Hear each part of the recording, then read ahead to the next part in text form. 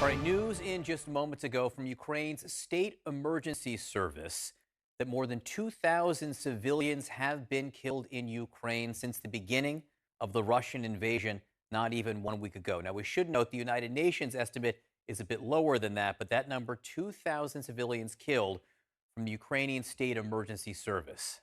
I'm joined now by CNN's Fareed Zakaria, host of Fareed Zakaria GPS. Fareed, based on what you know of Vladimir Putin, let me put it differently. This version of Vladimir Putin, that number, which could grow a lot, concern him at all? Oh, not at all. Look, Putin has never been particularly concerned about civilian casualties or the loss of human life. The Russian operations in Syria were brutal.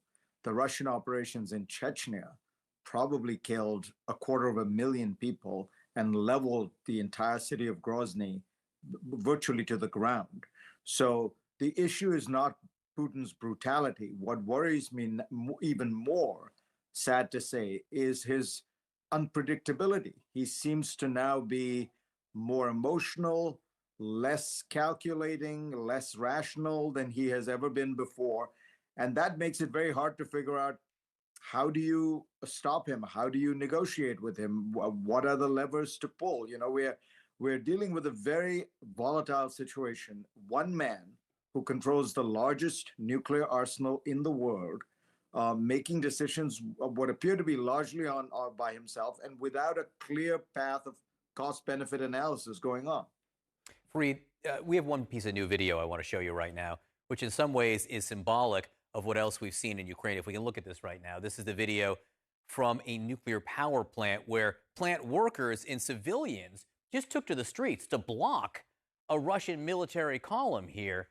And this is striking because we're seeing examples of this all over Ukraine. The Ukrainian people rising up, a nation of 44 million people saying, no, we won't be conquered. And I just wonder, if you have a guy like Putin who's not willing to budge, and you have this nation that says, no, we're not going to let you come in here, where this goes next. Well, what it tells you is that the war after the war, the struggle after the military conflict proper, is going to be very, very difficult, long for the Russians, by which I mean, even if the Russian forces are able to take cities like Kyiv, by which I mean occupy the government buildings, take control of the headquarters of the security services. Every Russian tank, every time it turns a corner, goes down a street, is going to face the prospect of a Molotov cocktail, of perhaps a rocket-launched grenade, something or the other that represents exactly what you're describing, which is the indomitable will of the Ukrainian people not to be conquered. And that is a very, very difficult process. I mean, even in situations where you have had less impressive displays of nationalism and will, it's hard. I mean, the United States knows how hard it is. Now, Ukraine is a flat country. There are no mountains and caves, but occupying cities is very hard. What you will see is urban resistance and urban warfare, which can be very bloody. And again, my fear about Vladimir Putin is that his answer to this will be to level whole buildings, level whole blocks. This is a situation where you could imagine, alas, that it can get much, much worse than 2,000 civilian casualties. Although that will rely on Russian conscripts, 12-month Russian conscripts who are willing to pull the trigger on their Ukrainian brothers and sisters if Vladimir Putin orders it. You mentioned, Fareed, and this is something that people don't necessarily like talking about when everyone in the world wants to stand up to a degree to Vladimir Putin, but off-ramps. How do you give him a way out of this? Look, the strategy has to be that you are as tough as you need to be, and you make it absolutely clear, as I've said, that the Russian bayonet will meet a brick wall. On the other hand, there has to be a way to climb down. Most wars end with some kind of brokered solution. And the Ukrainian president understands that. The Ukrainians are negotiating right now in Belarus.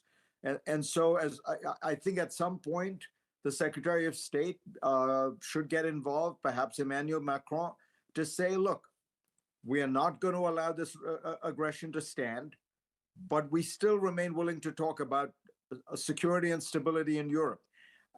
I don't know if that's enough for Vladimir Putin, but we do know one thing, John, which is he totally controls the media space in Russia.